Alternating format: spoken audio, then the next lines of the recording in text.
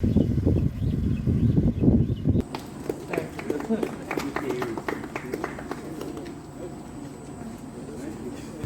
is a very important day for us because we are launching new and improved facilities for research, mainly to support the breeding work, and also seed production, the seed system. Because as you are aware, seed is a very critical input into the agricultural productivity, quality seed. So in this particular station, or in this area where we are standing today, we are commissioning several projects. One is the dam you are seeing here for irrigation. As you know, Makueni is a very dry area, yet it is an area which is very important for us for research because we have space, and especially when we are breeding, there's no cross-pollination, there's no interference. So because of the drought situation in this area, and because of the need to fast track the breeding process, we need to use irrigation so they can have 2-3 crops per season. So we have a new dam, we have irrigation, a drip irrigation system, which is an improvement from the old one, which was overhead irrigation, wasteful, expensive. So we are improving on the infrastructure because there's need for more research work to produce better seed for our farmers. What we are working on currently, especially in the maize front, is the problem of maize fetal necrotic disease, fall armyworm, stem borer, drought. Those are the areas we're working on, and we have released varieties that are tolerant to fall armyworm and also the maize fetal necrotic disease, and they are drought resistant. So once you have done your breeding work, you need to avail the seed to farmers. That's why the facilities we saw there, the dryers to fasten the whole process, the storage facility, is all geared at making us more efficient in our breeding program, in our research programs, so that we can be able to meet the challenges of providing quality seed to our farmers. And in this, I would like to thank CIMMYT. I don't know whether most of you know what CIMMYT stands for. International Maize and Wheat Improvement Center of the CGAR, who has been able to get funding from several donors. All these facilities you are seeing here are funded by different donors to different tunes. But the projects we are launching today is worth about $500,000. That's the projects I've mentioned. And these facilities are going to go a long way in improving not only research in maize, but also other crops that are required.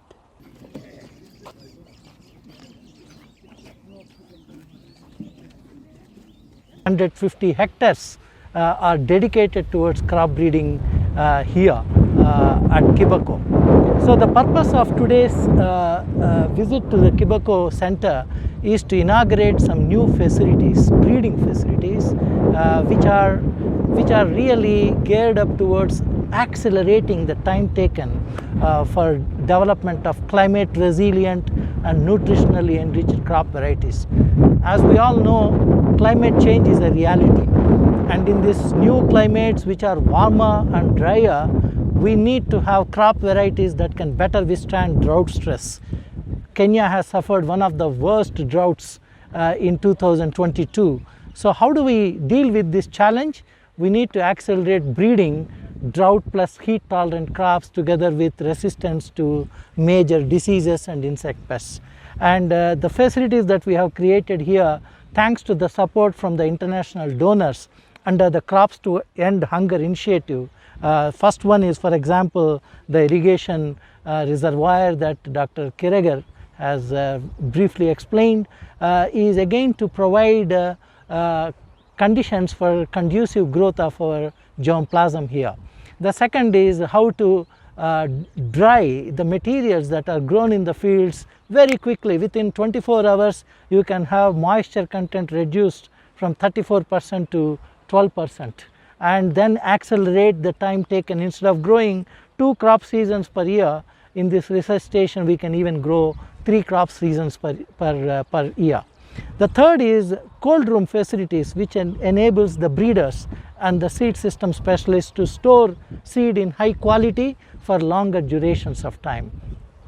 So in essence, friends, the Kalro Quebeco Research Center is now being developed as a world-class facility for crop breeding, not just only for maize, but for multiple crops like beans, dryland cereals, and it will serve not only Kenya, but also it will serve entire sub-Saharan Africa with a pipeline of climate resilient and nutritionally enriched crop varieties that can improve the food security, nutritional security, incomes and livelihoods of millions of smallholder farmers. So this is a world-class facility that will serve communities across sub-Saharan Africa through the improved varieties that are being jointly developed by CIMMYT and Kalro.